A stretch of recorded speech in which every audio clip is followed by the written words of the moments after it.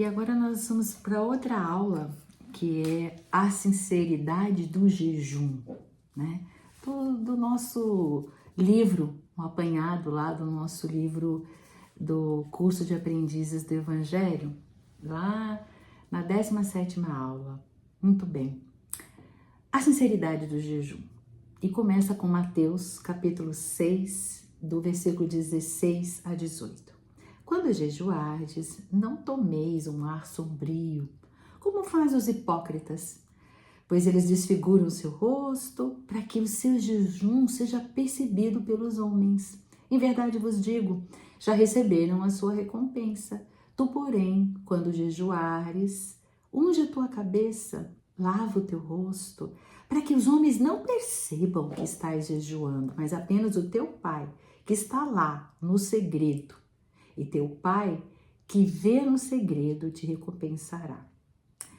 Quando a gente vai no dicionário e vê a palavra jejum, ele está dizendo abstinência ou redução de alimentos em certos dias por uma penitência ou por um preceito referente a alguma igreja ou seita, né? Uma abstenção, uma privação, né? Essa prática é muito comum em diversas religiões, porém, a pergunta é, será tal ato aprazível a Deus?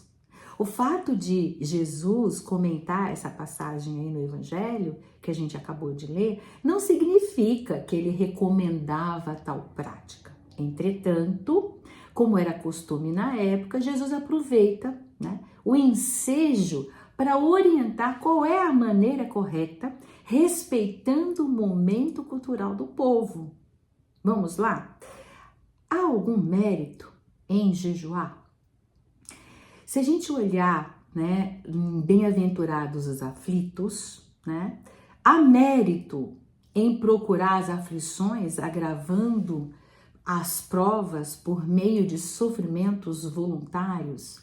Aí nós temos a questão 721 do Livro dos Espíritos, que ele esclarece o seguinte, que a vida de mortificações dos devotos e dos mistos, praticadas na antiguidade entre os diferentes povos, é meritória somente no sentido de renegar a si mesmo e trabalhar para os outros, conforme a caridade cristã.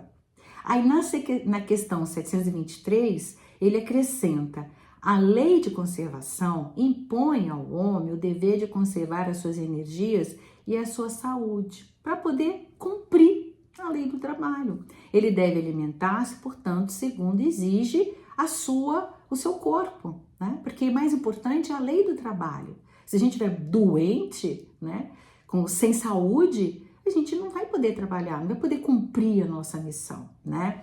E aí, na questão 726, os benfeitores espirituais explicam o seguinte, os únicos sofrimentos que elevam, são os naturais. Por quê? Porque vem de Deus. Os sofrimentos voluntários não servem para nada, quando não vale para o bem dos outros, né? Então, a gente começa a analisar essa questão no livrinho que nós temos que estudar lá, Os 4 Sermões de Jesus, né? De Paulo de Godoy. Ele diz o seguinte, o jejum lembra, né? É comentado lá naquela parábola do fariseu e do publicano, lembra? Onde nós vemos aquele orgulhoso fariseu afirmar de uma forma solene que ele jejuava 2 vezes por semana e dava o dízimo de tudo que ele possuía. E aí o próprio mestre, né, já dá a sentença dessa parábola. Eu vos digo que este último, o publicano, já desceu para casa justificado, né? Porque ele dizia, batia no peito, né? Se propício a mim, que sou pecador, né? E o outro, o fariseu, não. Pois todo que se exalta será humilhado e quem se humilha será exaltado. Tá em Lucas 18:14, né? Então a gente vê que tudo depende, gente, da intenção. De nada adianta mortificação frente a uma vida de arrogância e de egoísmo, né? E qual é o sacrifício mais válido? Tendo como referência Isaías 58:6, o Paulo Godoy, nesse livro, né, ele fala do verdadeiro jejum, né? O verdadeiro jejum, diz ele, é algo mais do que deixar de ingerir determinados alimentos em certos dias ou hora. O verdadeiro jejum consiste em procurar ser bom, ou seja, abster da prática da imoralidade. Aí ele fala despedaçar o jugo da vaidade, do ódio, do egoísmo e de muitos outros vícios que degradam o homem, né? Essa observação do Paulo Godoy, ele está diretamente ligada com o livro dos Espíritos, né? Na questão, nas perguntas 726 e 727, né? Que diz que visitem o indigente, tá? O livro dos Espíritos, ao invés de jejuar ou de se bater e tal, ele vai visitar um indigente, vai consolar aquele que chora, né? Trabalhe por aquele que está enfermo, que sofram privações para o alívio dos infelizes. E então sim, a sua vida será útil e agradável a Deus. Quando nos sofrimentos voluntários a que se sujeita o homem não tem à vista senão a si mesmo, é egoísmo. Quando alguém sofre pelos outros, é a prática da caridade. E esses, sim, é que são os prefeitos do Cristo. Então ele fala para a gente sufocar o orgulho, mortificar, né, o egoísmo, né, e assim vai. Então ele fala dessas, isso sim que são as coisas que a gente precisa abster, né, ou sufocar, ou sacrificar. Na mesma linha, né, o Espírito, né, fala sobre um anjo da guarda no capítulo 5 do Bem-aventurados Aflitos, o item 26. Então fala assim, o Evangelho segundo o Espiritismo, recomenda que nós devemos nos contentar com as provas que Deus nos manda, aceitando, por exemplo, sem queixa e com muita fé as coisas que estamos passando. E acrescenta ainda, não devemos enfraquecer o nosso corpo com privações inúteis e macerações sem propósito. Por quê? Porque tendes a necessidade de ter todas as forças para cumprir a vossa missão de trabalho aqui na Terra, né? Então, tudo depende da intenção, né? Se o objetivo for aliviar o próximo que suporta, que você está ali suportando o frio e a fome para você agasalhar e alimentar aquele que necessita, apesar do sofrimento causado ao teu corpo, esse é um sacrifício abençoado a Deus, por Deus, né? E há sim um grande mérito quando os sofrimentos e as privações têm por fim o bem do próximo, porque se trata de real caridade, né? Então, esse sim é importante, porque o resto, né, quando não tem fim para o benefício do próximo, trata-se de egoísmo e fanatismo. E aí, uma pergunta que fica, né? O jejum apaga as nossas faltas? A prática do jejum, ou qualquer tipo de mortificação aplicada ao nosso corpo, de forma alguma vai apagar as falhas cometidas, né? Somente será resgatada em novas oportunidades que Deus, o nosso Pai misericordioso, nos concede.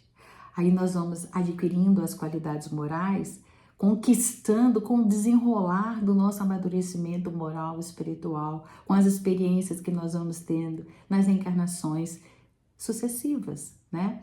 Então, é um longo processo, como ele diz, de aprimoramento, certo? Não é porque você fez um jejum que você vai apagar as suas faltas, né? Você tem que repor aquilo que já foi feito, tem que provocar, tem que mudar, tem que transformar e tem que trazer o bem, né? Muito bem. Ele diz que as pessoas, né, que mostram seus rostos desfigurados, né, para que todos vissem e olhassem que ela está respeitando aquela norma religiosa, já receberam a sua recompensa, né? Comenta o próprio mestre. O jejum como autopunição, né? Eu fiz um mal, então eu vou ficar de jejum. Ou promocional, como no caso dos judeus, que até se vestiam com aqueles panos grosseiros, né? E atiravam cinzas na cabeça, só para chamar atenção, nada acrescenta, né?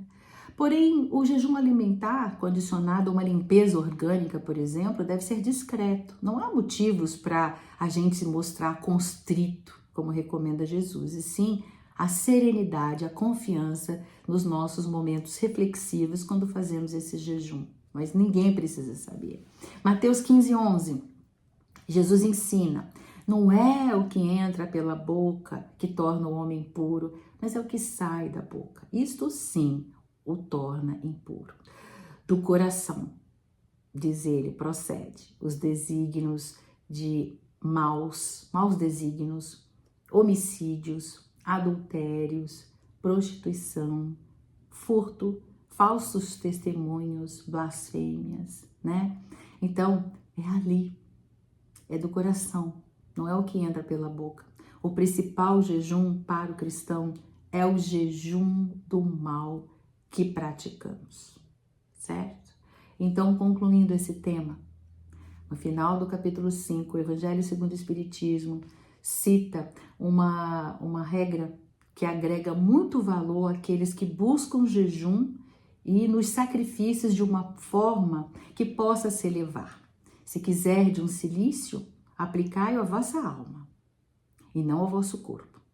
Mortificai o vosso espírito e não a vossa carne. Fustigai o vosso orgulho. Recebei as humilhações sem vos queixardes. Machucai o seu amor próprio, né? Insensibilizai-vos para a dor da injúria e da calúnia, mais pungente do que a dor física.